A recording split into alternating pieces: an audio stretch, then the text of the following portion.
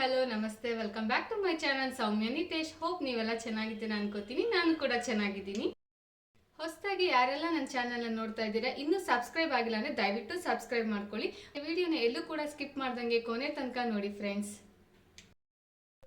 So ಇವತ್ತು ನಾನು ನಿಮಗೆ ತೋರಿಸ್ತಾ ಇರೋ ರೆಸಿಪಿ ಏನಪ್ಪ ಅಂತಂದರೆ ಎಣ್ಣೆ ಬದನೆಕಾಯಿ. ಯಾವ ರೀತಿ ಎಣ್ಣೆ ಬದನೆಕಾಯಿ ಗೊಜ್ಜು ಮಾಡೋದು ಅಂತ ನಾನು ನಿಮಗೆ ಕಲಿಸ್ಕೊಡ್ತೀನಿ. ಸೊ ಇದಕ್ಕೆ ಏನೇನು ಬೇಕು ಅಂತ ನೋಡೋಣ ಬನ್ನಿ ಫ್ರೆಂಡ್ಸ್. ಫಸ್ಟಿಗೆ ಎಣ್ಣೆ ಬದನೆಕಾಯಿ ಮಾಡೋದಕ್ಕೆ ಬದನೆಕಾಯಿ ಬೇಕಾಗುತ್ತೆ. ಈ ಬದನೆಕಾಯಿನ ಕ್ಲೀನಾಗಿ ವಾಶ್ ಮಾಡಿಕೊಂಡು ಅದನ್ನು 4 ಭಾಗ ಮಾಡಿ ಇಟ್ಕೋಬೇಕು. ನಂತರ ಮಿಕ್ಸಿಗೆ ಹಾಕಿ ರುಬ್ಬೋದಕ್ಕೆ ಏನೇನು ಬೇಕು ಅಂದರೆ 2 ಟೊಮೊಟೊ ತೊಗೊಂಡಿದ್ದೀನಿ, ಮತ್ತು 2 ಚಿಕ್ಕದಾದ ಆನಿಯನ್ ತೊಗೊಂಡಿದ್ದೀನಿ, ಮತ್ತು ಕಲರ್ಗೆ ಅಂತ ಬ್ಯಾಡಗಿ ಮೆಣಸಿನ್ಕಾಯಿ ತೊಗೊಂಡಿದ್ದೀನಿ. ಈ ಲವಂಗ 2 ಚಕ್ಕೆ ತೊಗೊಂಡಿದ್ದೀನಿ ಚಿಕ್ಕದಾಗಿರೋದು, ಮತ್ತು ಕಡಲೆ ಬೀಜ ಹುರಿದಿಟ್ಕೊಂಡು ಅದಕ್ಕೆ ಸಿಪ್ಪೆ ಸುಲ್ಕೊಂಡಿರೋಂಥದ್ದು, ಮತ್ತು ಹುರ್ಗಡ್ಲೆ ಆ್ಯಂಡ್ ಕಾಯಿ ಕೂಡ ತೊಗೊಂಡಿದ್ದೀನಿ ತುರಿದಿಟ್ಕೊಂಡಿದ್ದು. ಇದೆಲ್ಲ ಕೂಡ ಮಿಕ್ಸಿಗೆ ಹಾಕಿ ರುಬ್ಬೋದಕ್ಕೆ. ಮತ್ತು ಹಾಕಿ ಸಾಂಬಾರು ಪೌಡರ್ ಕೂಡ ತೊಗೊಂಡಿದ್ದೀನಿ ಫ್ರೆಂಡ್ಸ್. ನೋಡಿ, ಇಷ್ಟು ಕೂಡ ಎಣ್ಣೆ ಬದನೆಕಾಯಿ ಮಾಡೋದಕ್ಕೆ ಬೇಕಾಗಿರೋ ಇಂಗ್ರೀಡಿಯೆಂಟ್ಸ್ ಆಗಿರುತ್ತೆ. ಸೊ ಯಾವ ರೀತಿ ಮಾಡೋದು ಅಂತ ನಾನು ನಿಮಗೆ ಹೇಳ್ಕೊಡ್ತೀನಿ ಬನ್ನಿ ಫ್ರೆಂಡ್ಸ್. ಫಸ್ಟಿಗೆ ಒಂದು ಮಿಕ್ಸಿ ಜಾರ್ ತೊಗೊಳ್ಳಿ. ಮಿಕ್ಸಿ ಜಾರ್ಗೆ ತುರಿದಿರೋಂತಹ ಕಾಯಿ ತುರಿನ ಹಾಕ್ಕೊಳ್ಳಿ. ಒಂದು ಅರ್ಧ ಹೋಳಾದರೆ ಸಾಕು. ಒಂದು 5-6 ಬದನೆಕಾಯಿಗೆ ಈ ರೀತಿ ಹಾಕ್ಕೊಂಡು 2 ಸಣ್ಣದಾದಂಥ ಟೊಮೆಟೊ ಹಾಕ್ಕೊಳ್ಳಿ, ಹುಳಿ ಟೊಮೆಟೊ. ಮತ್ತು ಇದಕ್ಕೆ ಹುರ್ಗಡ್ಲೆ ಹಾಕೋತಾ ಇದ್ದೀನಿ. ಇದನ್ನು ಹುರಿಯೋ ಅವಶ್ಯಕತೆ ಇರೋದಿಲ್ಲ. ಮತ್ತು ಹುರಿದಿರೋಂಥ ಶೇಂಗಾ ಬೀಜ ಮತ್ತು ಸಿಪ್ಪೆ ತೆಗೆದಿರೋದು 2 ಚಕ್ಕೆ 2 ಲವಂಗ ಕೂಡ ಹಾಕ್ಕೊಳ್ತಾ ಇದ್ದೀನಿ. ಆಮೇಲೆ ನೀವು ಇದಕ್ಕೆ ಒಂದು 2 ಈರುಳ್ಳಿ ಹಾಕ್ಕೊಳ್ಳಿ. ಇದ್ರ ಜೊತೆಗೆ ಬ್ಯಾಡಗಿ ಮೆಣಸಿನ್ಕಾಯಿ ಕಲರಿಂಗೋಸ್ಕರ ಒಂದು 5-6 ಹಾಕ್ಕೊಂಡ್ರೆ ಸಾಕಾಗುತ್ತೆ. ಈ ರೀತಿ ಹಾಕ್ಕೊಂಡು ಇದಕ್ಕೆ ಸಾಂಬಾರು ಪೌಡರ್ ಕೂಡ ನೀವು ಹಾಕ್ಕೋಬೇಕಾಗುತ್ತೆ. ನಾನು 2 ಸ್ಪೂನ್ ಹಾಕ್ಕೋತಾ ಇದ್ದೀನಿ. ನಿಮಗೆ ಖಾರ ಜಾಸ್ತಿ ತಿನ್ನೋರಾದರೆ ಜಾಸ್ತಿ ಹಾಕ್ಕೋಬೋದು, ಇಲ್ಲಾಂದರೆ ನಾರ್ಮಲಾಗಿ ಹಾಕ್ಕೊಳ್ಳಿ, ಅದು ನಿಮ್ಮ ರುಚಿಗೆ ಅನುಗುಣವಾಗಿ. ಇದು ರುಬ್ಬೋದಕ್ಕೆ ಸ್ವಲ್ಪ ನೀರು ಹಾಕ್ಕೋಬೇಕಾಗುತ್ತೆ. ಸ್ವಲ್ಪನೇ ನೀರು ಹಾಕ್ಕೊಂಡು ನಾವು ರುಬ್ಬೋಣ. ಈಗ ಕ್ಯಾಪ್ ಹಾಕ್ತಾಯಿದ್ದೀನಿ ನೋಡಿ ಫ್ರೆಂಡ್ಸ್. ಈಗ ಮಿಕ್ಸಿ ಆನ್ ಮಾಡಿದ್ದೀನಿ, ರುಬ್ತಾ ಇದ್ದೀನಿ ನೋಡಿ ಫ್ರೆಂಡ್ಸ್.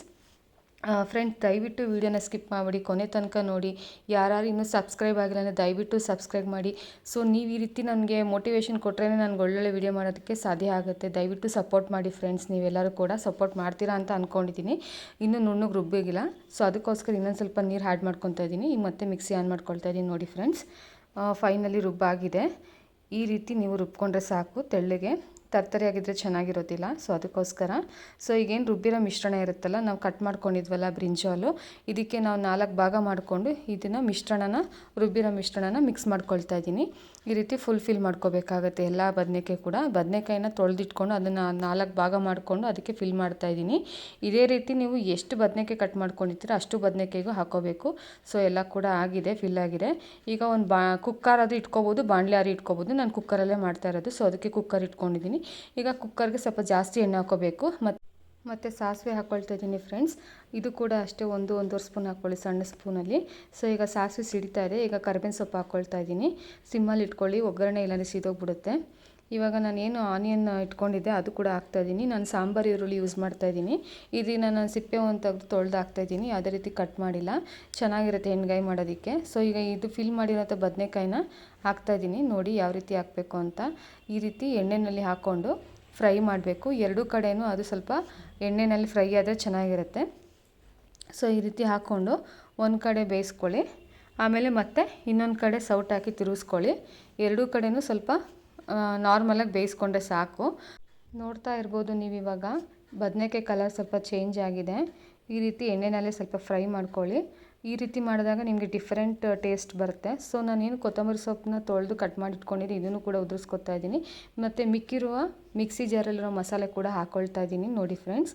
ಈ ರೀತಿ ಹಾಕ್ಕೊಳ್ಳಿ. ಮತ್ತು ಮಿಕ್ಸಿ ಜಾರ್ಗೆ ಒಂದು ಸ್ವಲ್ಪ ನೀರು ಹಾಕ್ಕೊಳ್ತಾ ಇದ್ದೀನಿ, ಸ್ವಲ್ಪ ಮಸಾಲೆ ಹಾಗೆ ಇರುತ್ತಲ್ಲ ಅದಕ್ಕೋಸ್ಕರ.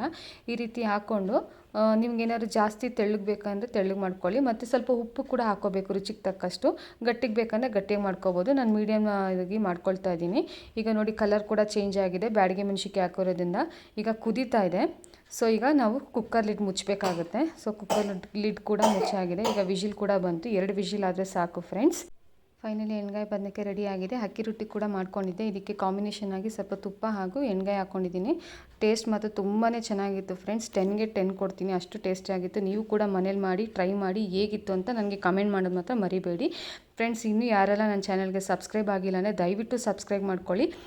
ಮತ್ತೆ ಹೊಸ ಲಾಗ್ನಲ್ಲಿ ಸಿಗ್ತೀನಿ ಫ್ರೆಂಡ್ಸ್. ಅಲ್ಲಿವರೆಗೂ ನಿಮ್ಮೆಲ್ಲರಿಗೂ ಧನ್ಯವಾದಗಳು.